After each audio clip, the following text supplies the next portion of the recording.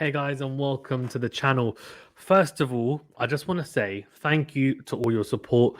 For those of you on YouTube, please remember to keep smashing the like button and subscribing to the channel. If you are a new viewer and you like the content, subscribe. Clear notification bell as well. Also, we've had a lot of people, we've had a huge influx of listeners on Apple Podcasts, especially, but Spotify as well. If you are watching on a podcast platform, do leave us a review, do rate the show and the channel. And the podcast and do help us out in that sense as well. And also, if you don't mind, come over to YouTube as well for the video version. Subscribe, cheeky subscribe, doesn't cost you anything. And yeah, get on board the Quality Shot family and community. Right. So it's going to be our first ever power rankings. So I thought it would be a good opportunity. We've just had Monte Carlo and Barcelona has just started, Belgrade as well. And I think it's a good opportunity to start this. I think ideally I would have done it, of course, before the start of the clay court swing. But I was thinking the other day, why haven't I done it? There's absolutely no viable reason why I haven't done it. So we're going to go over it. Of course, I am going to include injured players in this as well. When I say injured players, I mean, for example, Rafa Nadal is someone who, like, he's going to be back this clay court season, as in that is what we've been told anyway. So I'm going to go by what reports are saying. But we're also going to go mainly on recent form. So this is mainly a form guide more than anything. And then, of course, historical. So, Nadal, Djokovic always going to be up there if they're fit. Doesn't matter unless they're losing first round every single tournament before Roland Garros. I think, people are going to put them as one of the favorites. So I'm going to go from 1 down to 10 because I think it's easier. 10 to 1 is quite hard. Now, after that win in Monte Carlo, I think it's almost impossible not to put this man there, and that's Stefanos Tsitsipas. So you can see this is literally live, putting it live. I mean, Tsitsipas has to be number one for me. Back-to-back Monte Carlo titles, made Roland Garros final last year. I mean, he arguably has had the best clay court form of anyone in the last 12 months, to be perfectly honest with you. He's won a lot of matches on clay. It's his preferred surface, and a lot of people will be very, very worried about this current form, to be perfectly honest with you. I mean, Zverev just had no answers for him in that semi-final of Monte Carlo. And then we've got Nadal and Djokovic. Let's say they're fully fit and they're in decent form. They will, of course, fancy their chances, but I have a feeling Stefanos also fancies his chances as well, because against Nadal, he never looks particularly awkward receiving the ball on his backhand side at shoulder length or shoulder height, even. He actually doesn't mind it there. He really doesn't. Generally, it's a shot that needs to improve his backhand, but I think overall, if you isolate all the one-handers in tennis, he's probably up there as one of the biggest players, you would say. Probably one of the only players out of maybe one to maybe three, I would say, on tour, who handle Nadal's cross-court forehand well. Federer, of course, is up there now because he's had so much practice, but that was something that he used to struggle with a lot. Wawrinka, I think, another one. But Tsitsipas is definitely in that bracket. It doesn't phase him, and that's something that's impressive. I guess you could say maybe Dominic Thiem as well when he's on form. That's someone who we'll see if he makes my top 10, but it's going to be quite hard, you'd imagine, as we go through it because he's been injured for so long. And we just have no idea what kind of level he's going to be at. And this is more a current form than anything else. So looking not just at Monte Carlo, but this year so far, and also then the previous year's clay court and French Open results, but mainly this year. So Tsitsipas for me has to be number one. Has to be. Number two now, it's difficult because who do you put? Do you put Novak Djokovic? Do you put someone like a Nadal because he started the year really well? Or do you go with someone like a Zverev? I mean, he made the semi-finals of Monte Carlo, he made the semi-finals of Roland Garros last year. He's won every clay court Masters event apart from Monte Carlo, so he's going to go into the other tournaments as one of the favorites. Who do you put?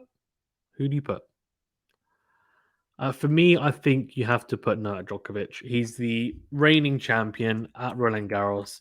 I just think it's impossible to bypass him. And as much as I'd love to put Rafa Nadal at number 2, I think you have to be realistic in terms of not just form, but as in when he comes back as well, how fit is he going to be? Djokovic is a reigning champion. I think that holds merit, and I think that supersedes Nadal's start to this season, if that makes sense.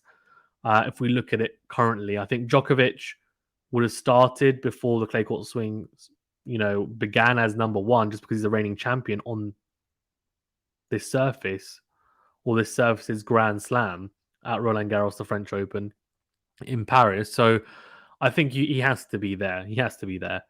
The number 3 is interesting. So you can either have someone like a Zverev, or you can have someone like a Nadal, for example. It's really up to you. And I think for me, Zverev's had a pretty disappointing year so far. Monte Carlo semis was a decent run, of course, but hasn't really done a lot. Now, on the clay, when he serves well, it's very, very hard, even on the clay, for people to get into games. I know on the slightly quicker clay courts, he does really enjoy playing on like Madrid, for example. So we'll see him there. I think last year, or the year that he won Madrid, he didn't have to save a single break point. That's how well he served. And I guess that's how much he enjoys the conditions at times. I think he has made leaps and bounds on the hard courts, as we saw Olympic gold medalist and ATP World Tour finalist again, and then obviously won it again the second time, winning it, beating Medvedev. Just hasn't quite translated that into Grand Slam results yet. Of course, made that singular final at the US Open, and on the clay courts, you could arguably say it's potentially his weakest surface, just because he has to generate pace on both wings. He can't rely on deflecting or using other players' pace on his ground strokes. He's someone who's able to generate pace, pretty much easy pace when he wants to, or easy power even when he wants to. But sometimes he can go into a lull where he pushes balls back in court, which he saw a little bit against Tsitsipas. I know the leg might have been playing up as well, but yeah. So I think I'm a little bit worried to put him now. I'm going to put Nadal at number 3. Could be a little bit biased, so I'm just going to caveat that. I'll put asterisks by his name because I don't want people to get annoyed. If they say that I'm being biased by putting him there, then I understand. But Nadal at 3, Zverev at 4. Nadal at 3 because he's Nadal. I mean, he's won Roland Garros 13 times. He is the best clay court player ever. I don't think anyone can argue with that. I think in the men's game, he's the best clay court player ever.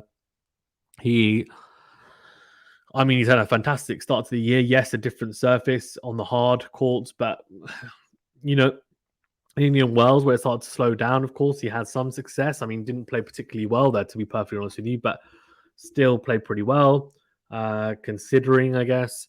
And I would expect him, as long as he has at least, I think ideally he needs 2 tournaments, really. Let's say he has 1 tournament before and he manages to go relatively deep. I think that's enough, probably, depending on the draw as well, to be perfectly honest with you. But I think ideally he needs 2 tournaments. If he has 2 tournaments and he looks good, he could be going up those power rankings, but I don't think he's going to go much further, because potentially see Tsitsipas dropping down, or Djokovic, if they have poor results. I mean, that's the beauty of the power rankings. They're flexible, but I think Nadal, for me, look, I mean, Roland Garros semi-finalist last year, of course, losing to Novak Djokovic. A lot of people thought that was their match of the year, actually, as well. Only went to 4 sets and go to 5, but Nadal almost bageled Djokovic. He was 5-love up in that first set, didn't manage to bagel him, took it comfortably in the end, that first set, but then it just, Djokovic just suddenly upped his level, and I think Nadal just wasn't able to keep up, to be perfectly honest. There were some fantastic points, but he was always a smidge behind Djokovic when it came to the exchanges, and it showed. So he'll be hoping to, potentially avenge that if he has to face Djokovic at Roland Garros, but he'll also be hoping that he'd come out fit. Now, the good news is that he is practicing. He did light practice the other day. I was tempted to do a separate, just short news video on it. May still do it, but I think, look, that's a positive sign. He did say 4 to 6 weeks out with the cracked rib. We'll see. We'll see how that kind of pans out. And hopefully he's not out for longer. But Barcelona, he's missed. Then, of course, we've still got Madrid and Rome. Let's see. I mean, Rome is really the one that he will be wanting to play the most because it's the last tournament before Roland Garros. I mean, if he misses that, then he goes into Roland Garros cold, basically, which is, I mean, even someone of his caliber and Djokovic's caliber, for them to go without any match practice whatsoever, it's so hard. And we saw that with Djokovic against David Fokina in Monte Carlo. Zverev, I've already mentioned about why I think he's at number 4. I think he's playing some really, really good tennis, to be perfectly honest with you. He really is. And I think for me, he deserves to be at number 4.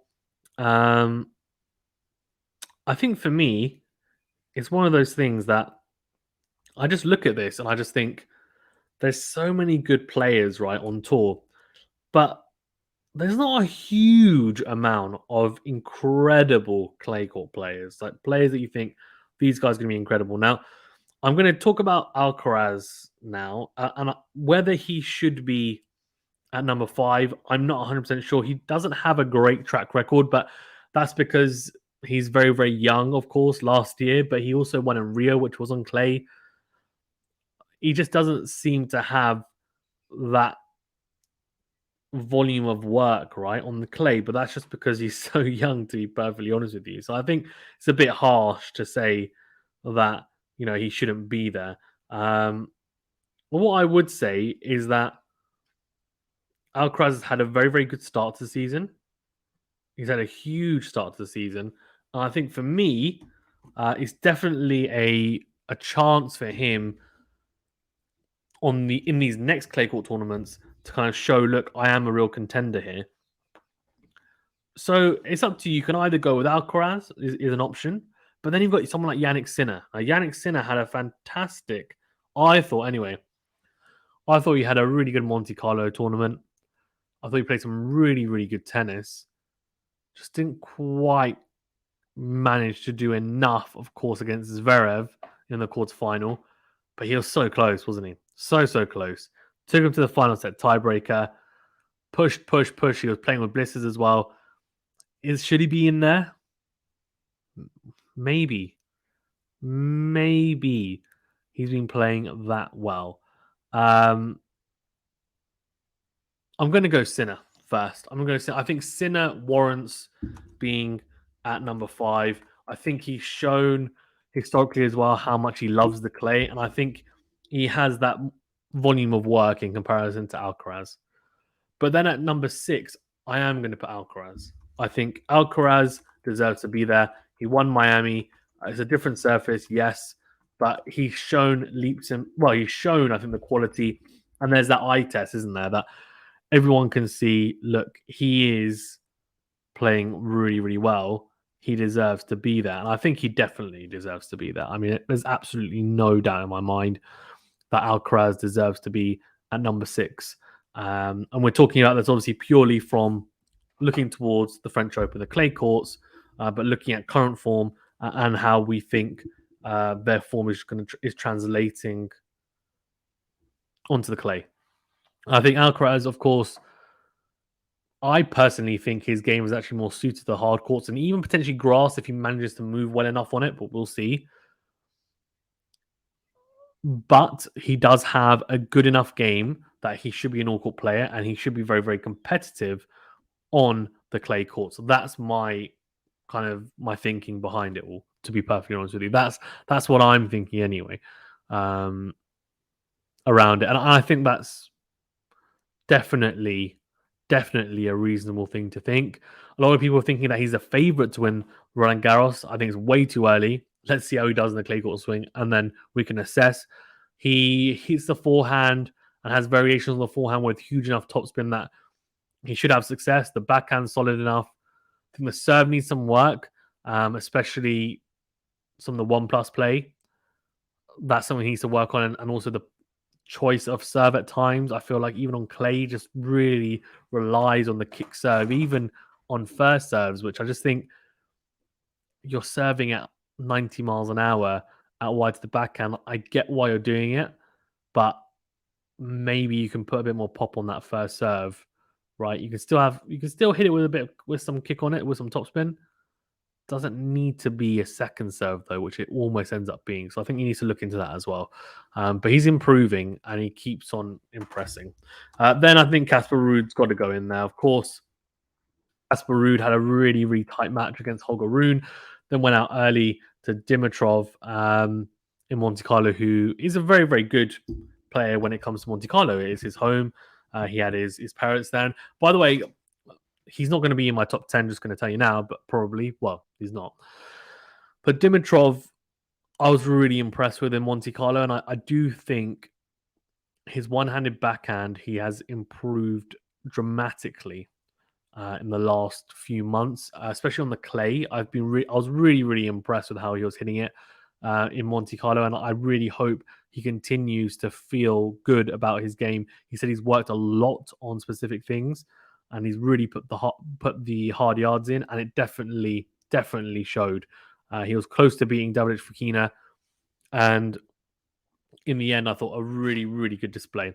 So Ruud at 7 for me. Casper Ruud, for me, a lot of people, and not just myself, but a lot of people think that he will be one of those clay court specialists potentially, or one of those people who will be able to run your Nadals, your Djokovic's, your Stefanos Tsitsipas's even close on the clay courts. And I agree. I think he still has some. There's still definitely room for improvement, no doubt. He's still very young still, but he does have a natural game for clay. So I think he needs to be in there. I think he's shown that in previous tournaments last year as well. And of course, he managed to go up the rankings so easily. I think it was last year or the year before because he had such a fantastic run on clay. And there's a reason for that. He hits his form with a lot of topspin, and I think he is someone who will be dangerous on the clay courts. He likes the slower courts, likes to have more time to tee up the forehand. Number 8, I think Rublev for me. I think Andre Rublev is someone who he impressed me. He did impress me in bits. I think he will be disappointed to have lost to Sinner the way he did. It was a very, very good match. His all-round game's coming together nicely. The biggest flaw in his game, the second serve. Before it might be the backhand. The backhand is looking a lot more solid. He's shored it up. He's managing to hit some fantastic backhand on the lines at times as well. But for me, the second serve is way too weak. He has to work on it. Sinner absolutely demolished it in that game. It was a second serve return clinic, and that's because Andre Rublev just refused to go for it more. He's clearly not comfortable hitting with more pace, more pop. He's worried he's going to hit double faults. And what did that mean? That meant that he just got ripped to shreds, really. And it wasn't great to see, to be perfectly honest with you. It really, really wasn't. Number 9 is going to be someone who might be slightly left field because you don't normally associate him with the clay courts. But I'm going to go Riley Opelka. Now, he didn't play Monte Carlo, he skipped it. But I'm going to put him in there and we'll see how he does in the other tournaments that he plays. But he won Houston against John Isner. And I just think his game, people are sleeping on his game a little bit. They think he's just a big server. He is a very big server. It's not just that, though. It's not just that. The forehand at times can be explosive. The volleys as well. He's quite an intelligent tennis player. And for some reason on the clay, maybe it's the fact that he's got more time to tee up the forehand. He's still very, very dangerous. And I think people should remember that. He's a dangerous player. And then I think the last player we've got to go for, which only makes sense, is, of course, David Fokina.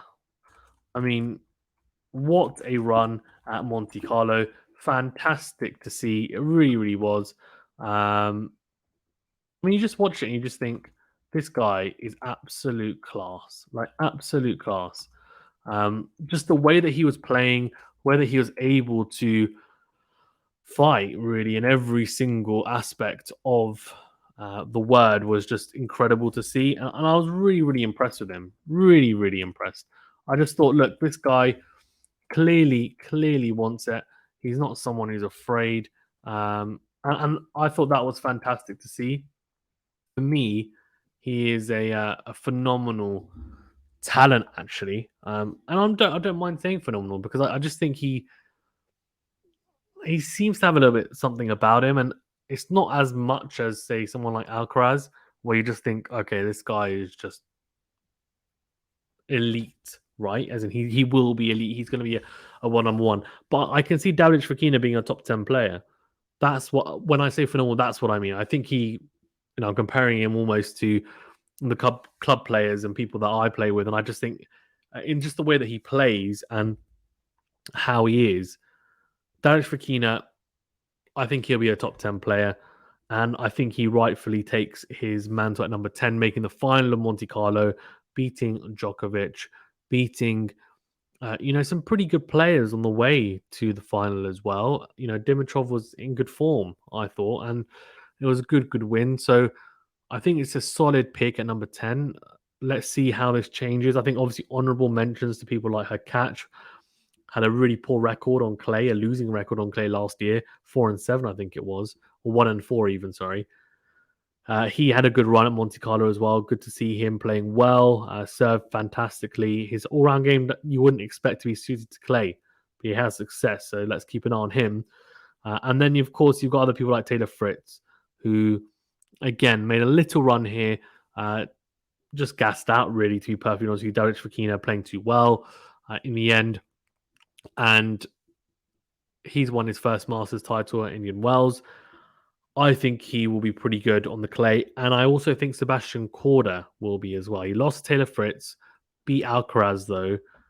I think he likes the clay. I've got a feeling he might go deep in some of the tournaments. Not necessarily a Grand Slam, but some of these Master tournaments or even 500s. Let's see. That's all from me. So let's quickly run through the power rankings. Tsitsipas at 1, Djokovic at 2, Nadal at 3, Zverev at 4, Sinner at 5, Alcaraz at 6, Ruud at 7, Rublev at 8, Apelka at 9, and David Fokina at 10. Let me know what your power rankings are as well. Really interested to know. Leave a comment on the YouTube video or even ping me on Twitter as well. QualityShot 1 if you're watching or listening on a podcast platform. And yeah, let me know what you think. What's your top 10? Do you agree? Do you disagree? Why do you disagree? Why do you agree? Let me know all your thoughts. Remember to like and subscribe, guys, and leave a review. Thanks very much, guys. Stay safe and well, and see you on the next video.